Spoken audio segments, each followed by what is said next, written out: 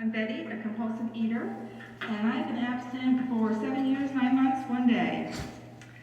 And my journey started back in May of 2000, and I know some of you have heard my story before. I found Overeaters Anonymous on a website. I was thinking about why this program worked for me, and I think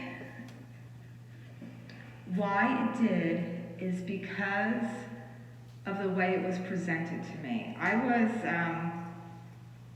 doing all these things that got me free stuff. So every day I had websites I clicked on for points, and I was saving up for gas cards and food cards because we were going on vacation. And one of the things that I clicked on every single day was a mental health website. And one day, where I clicked, it was a magic bus, I still remember it, it said, do you have an eating disorder? Are you anorexic, bulimic, or compulsive overeater? And I was like, the flashes went off in my head. And I just kept clicking and reading, and I saw my story. And it went to a mental health website, and I think because it was presented in that way, as a mental health issue, as a illness, right there with anorexia and bulimia, which I knew were medical conditions, that I think it really made me believe, because I never doubted in my mind that it was a medical condition at that point, never. And I clicked and I got books and I read, because I actually became abstinent before I ever went to a meeting. It was a very white knuckle, literally praying the whole time I ate. But I found some OA literature, some that was not OA approved, but written clearly by OA members, because they talk very strongly about the tools, which is why you'll hear me preach the tools a lot. And that's how I found the program. I was 311 pounds when I walked in the doors of my first meeting in late May of 2000. I have been, at that point, the last 6 months of my disease, putting on anywhere between 10 and 15 pounds a month. I had been sick, so I've been at the doctor a lot, and literally my weight was just going up and up and up.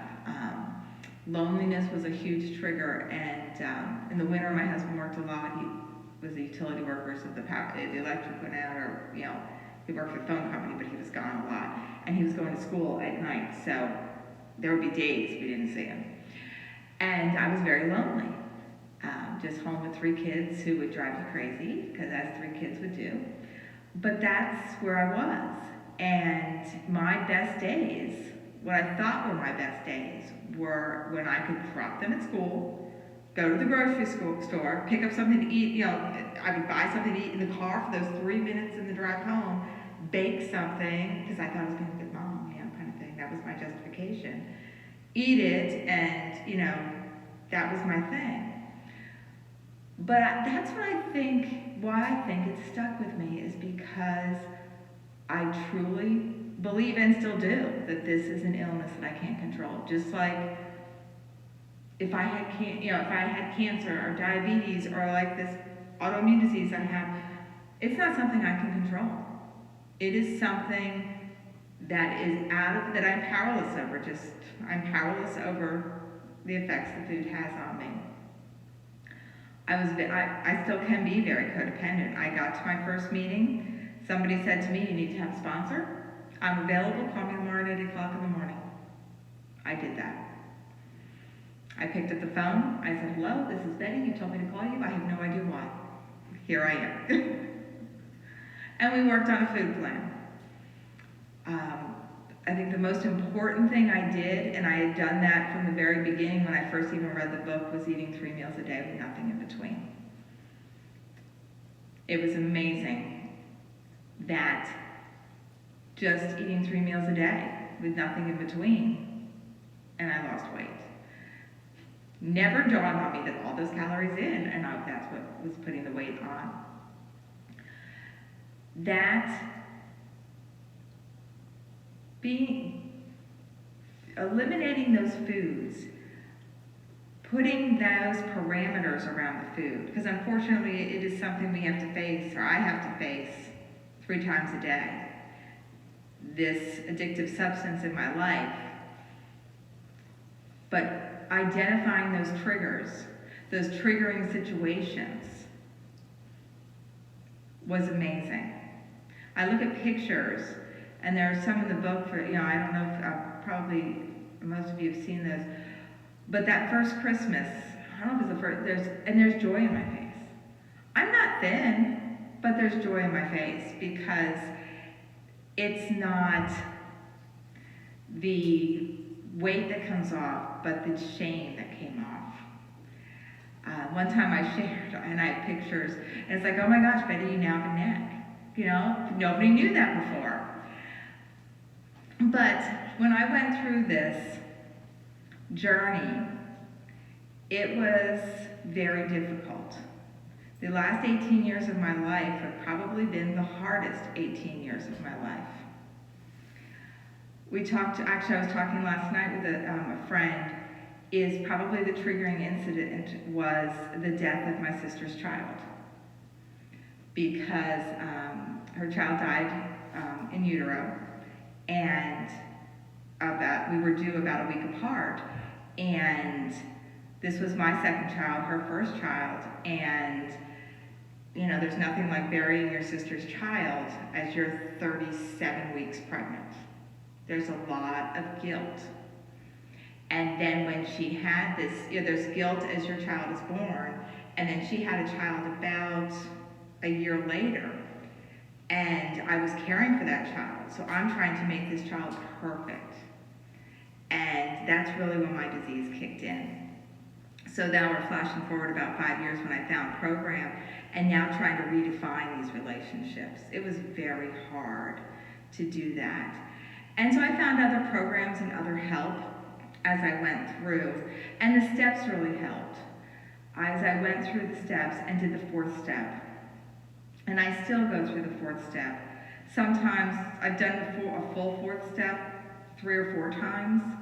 Sometimes I do the fourth step on specific people or situations.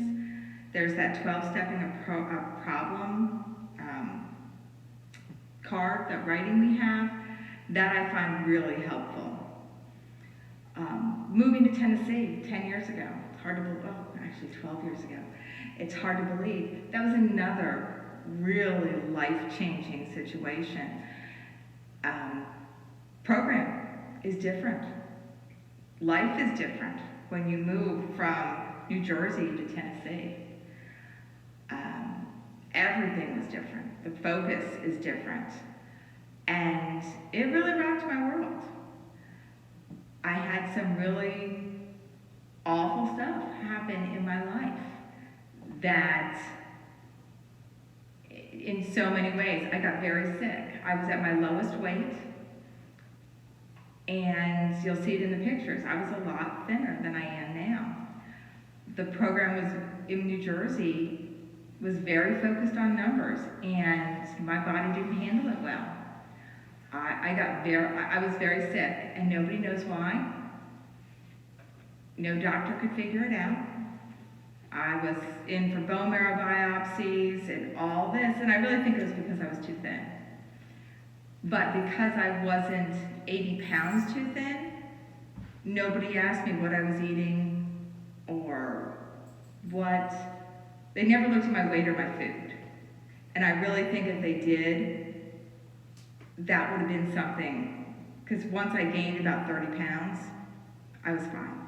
So I really think it was food plan related. And so I think so much in our society is, we don't look at people and what they're, we're so looking at that number, and if the number's okay, we don't look at what people are eating and their nutrition, and that really was a bad point in my life. And I got so obsessed with that number, and I couldn't maintain the number. So I broke my abstinence is how I wish I could say, oh, so we adjusted my food plan and I put the weight on, and no, I broke my abstinence at that point. But I never stopped going to meetings, and I never stopped weighing my food and measuring my food. I am a condiment person, and that's where I put on 30 pounds. Yes, you can put on 30 pounds with things that people use as condiments that you wouldn't necessarily weigh and measure. So that's why I have to get rid of a lot of things that people can eat abstinently. I can't do that. I can't have anything extra because I'll overeat anything. I'm a compulsive overeater who will overeat anything. So I had to get rid of that. I had to, this current abstinence that's going on almost, over 7 years now, is because I took seriously what the big book says, and that's defining my higher power as what I wanted my higher power, I needed my higher power to be. I needed my higher power to be somebody I could go to however I needed and wanted it to be. I needed somebody I could just talk to. So that's how it started, is I had conversations with my higher power, who I call Abba. I call, in the Bible, that's what it's kind of equated as daddy, as that kind of relationship with my higher power. So that's what I did. My abstinence, when I was down at my lowest weight, I couldn't go out to eat because my food had to be so tight and so strict. My food plan is not that anymore. So while I'm not where the weight chart says I should be, but that's what made me sick, I'm where I can have a life. Right now I eat 3 meals a day and have life in between. I ride my bike, I walk, I enjoy time on the patio with my dog and my husband, we go downtown. I can, we've been known to do 5Ks for charity, I was going to say 3K, no, 3 miles, 5Ks. We do those kinds of things. We travel on the weekends. We go shooting. We do those kinds of activities that I couldn't do because at one point my program was so rigid. And while I still have very strict foods I stay away from, which are still those same foods as they were, I had to loosen up on some other things. So while the abstinence is still the same, the life has kind of broadened out. And it's given me a little bit more of a life, if that makes sense. So, if anything that I've learned in the last 18 years, it's how to give myself a little bit of grace. It's how to set boundaries with people. It's how to allow my no be a no without explaining myself. It's how to say, I'm sorry you feel that way, but this is for me and I need to do this. And I'm so grateful that I found this program because at the right time, I had found Overeaters Anonymous back when it was around the corner for me. And I was just like, that's another diet program. And I wasn't ready at that point. I didn't even look at what it was because I was just like, I don't need another diet, diets don't work. I knew that. And then when I found what a compulsive overeater was, then I looked at what do you do if you're a compulsive overeater. So when I knew I was a compulsive overeater, then I looked at how do you treat being a compulsive overeater, and that's how I found Overeaters Anonymous. And I don't ever want to stop. There's somebody at the Johnson City meeting, and he'll say, at my funeral, I want my friends to say, I just saw him last week at a meeting. That's what he wants people to say at his funeral. And that's what I wanted to say about me, because this is where I feel comfortable. I don't feel comfortable in the outside world. I've got to go to a dinner tonight, and I like the people, and I would love to go socialize with the people, but being around food with other people is very uncomfortable for me.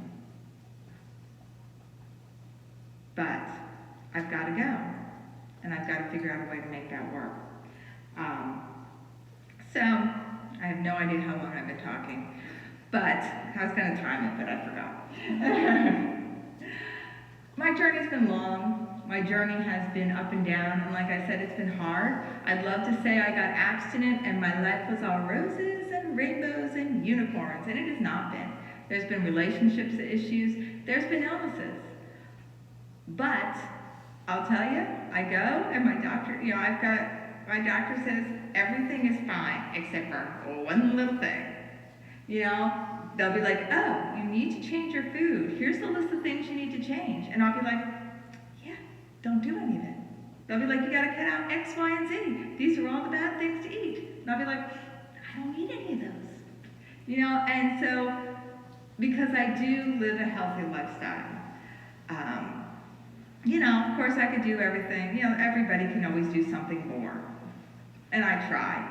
But it's because of this program that I feel like I do live responsibly. I can be a responsible employee. I can be a responsible mom. I can be a responsible wife. I can get up and do the next right thing. That's the way I just try to live my life, is what is the next right thing to do today. So I hope I made some sense. I think that really the thing I wanted to get across today especially is why did this click for me right away? And I think it's really because, first and foremost, I was blessed with the knowledge that this is a disease. This is something that I can't change, I can't control, and I need intervention. And the intervention that works for compulsive overeaters is Overeaters Anonymous, and I have to do what it says. And 100%. Half measures avail us nothing. And we stood at a turning point, and I was at the turning point, and thank God I walked into the rooms and had people said, and I just did it. And I just have to do it. There is no ifs, ands, or buts. I just have to do it. So thank you for letting me share.